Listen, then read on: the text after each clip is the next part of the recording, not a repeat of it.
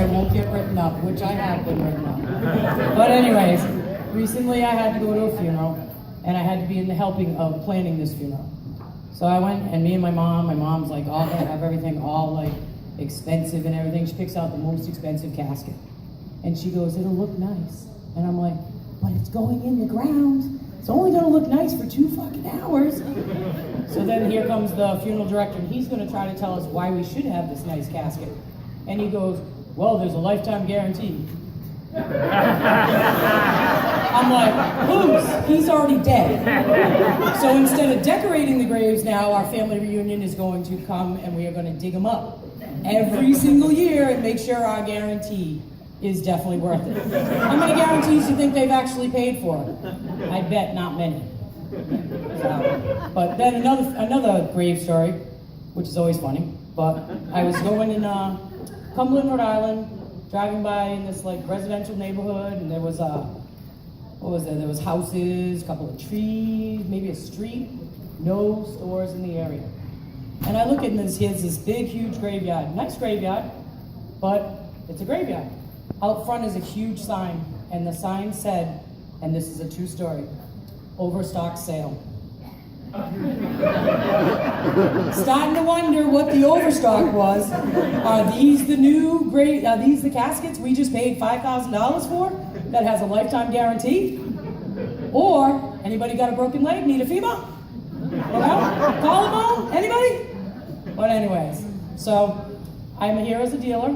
I work here as a dealer. I work like 4 jobs because, you know, what is 2 things in common? Herpes and children have in common. Once you get them, they don't go away. Okay? I hear people going, empty nesters. Were my kids born without fucking wings? Because they're 32 and 30, and I will be broke for the rest of my natural life over those kids.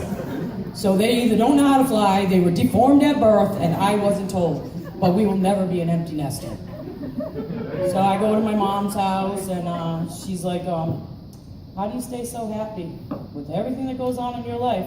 Basically because I tried to use birth control. I used an IUD, something they wrap around so nothing can come down and get an egg and a sperm. That didn't work. I used the pill. That didn't work. I used something in the arm, shot in the ass, pesticides, throw this stuff with this foam on your vagina, and it's gonna work, and I got pregnant. 6 fucking pregnancies that I did not ask for. Anyways, so she's like, how do you stay so happy with everything that goes on in your normal life? And I'm like, oh, I'm preparing for my next life.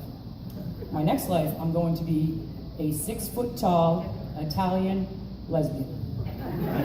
So my mother, of course, because we're very prim and proper and we can't say fuck or lesbian, she's like, and my sister's like, the things that come out of her mouth.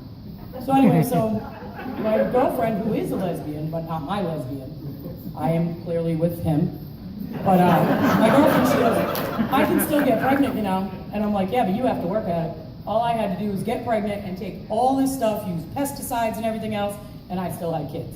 At least if I slept with a girl, I'm not gonna get pregnant. So then my mother goes, why Italian? And I'm like, because Italian mothers stay home and cook, and it's good. My mother's cooking absolutely sucked. She made these things, burgers, forget, you didn't know they were burgers. I became a vegetarian because of her. But then she made these chicken croquettes. They were so hard that you could throw them against the wall and you would get a hole in it. Then she would make us sit there until we ate them all. Me and my sister looked like 2 little dogs gnawing on a bone at all times. And we were not allowed to leave.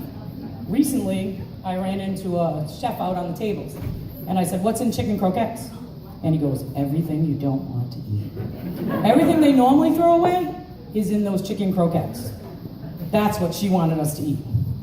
So being a dealer, right? And we have to move this along because, you know, you get all these fucking stupid lights that are blaring at you. But, and fuck, I can say fuck tonight. I got that one down to a science. Okay? And I plan on fuck using that as my definite word because on the table I gotta be good. But anyways, so where were we at? We were at the kids, how much I don't like children. Grandson, oh, the chicken croquettes, yeah. Well, anyways, being a dealer, it like just takes over your whole life.